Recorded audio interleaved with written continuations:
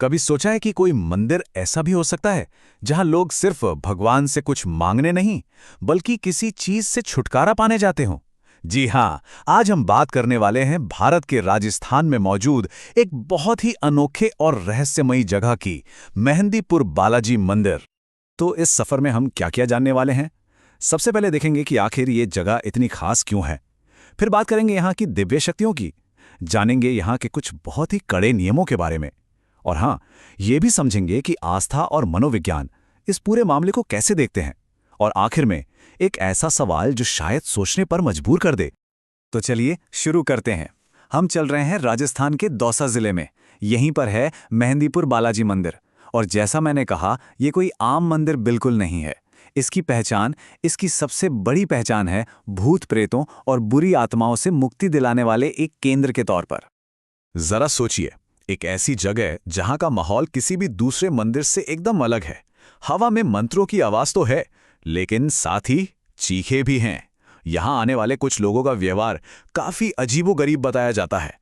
मतलब यहां का माहौल ही अपने आप में कहानी कहता है कि ये कोई मामूली पूजा पाठ की जगह नहीं है। और यहां जो हजारों लोग आते हैं, उनका मकसद सिर्फ एक होता है, मुक्ति। अब यहां मुक्ति का मतलब है नकारात्मक शक्तियों, काले जादू या बुरी आत्माओं से छुटकारा। उन अनदेखी ताकतों से आजादी जो लोगों का मानना है कि उनकी जिंदगी में उथल-पुथल मचा रही हैं। तो सवाल ये उठता है कि ये सब होता कैसे है?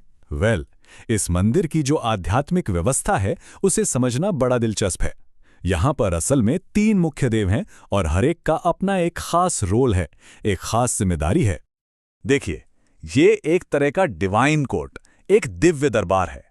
सबसे पहले हैं बालाजी यानी हनुमान जी, जो मुख्य शक्ति हैं, बुरी आत्माओं से लड़ने वाले। फिर हैं भैरव बाबा, जिन्हें कोतवाल या रक्षक माना जाता है।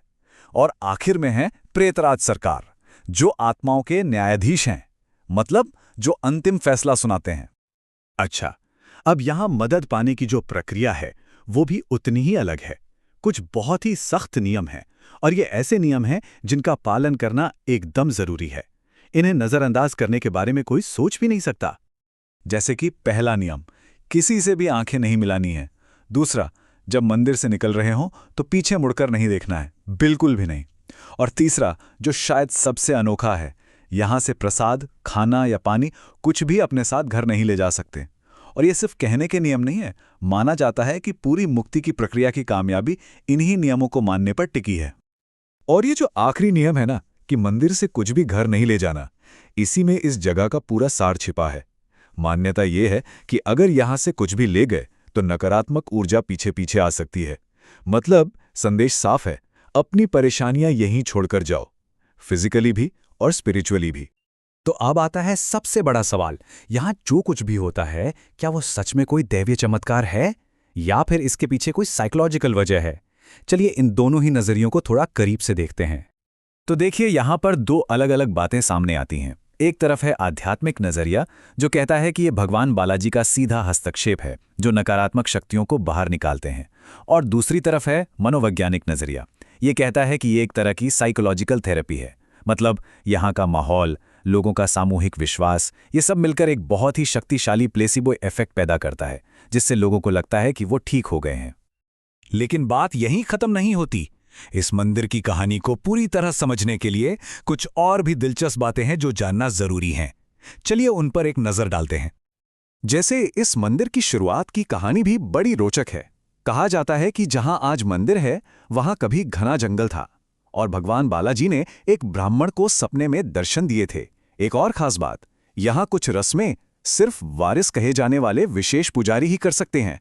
और हां, मंदिर की पवित्रता बनाए रखने के लिए अंदर फोटो या वीडियो लेना पूरी तरह से मना है। तो कुल मिलाकर मेहंदीपुर बालाजी मंदिर सिर्फ ईंट पत्थर की एक इमारत नहीं है। ये आस्था, रहस्य और जिसे लोग उपचार कहते हैं, उसका एक गहरा संगम है। अब कोई इसे चमत्कार माने या मनोविज्ञान की शक्ति, एक बात तो तय है, ये जगह लोगों की जिंदगियों पर बहुत गहरा असर डालती है।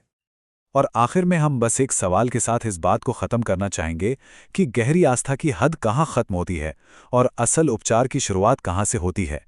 ये एक ऐसा सवाल है जो आस्था, विज्ञान और इंसान के दुख सुख के अनुभव के बीच के रिश्ते पर हमें सोचने के लिए छोड़ जाता है।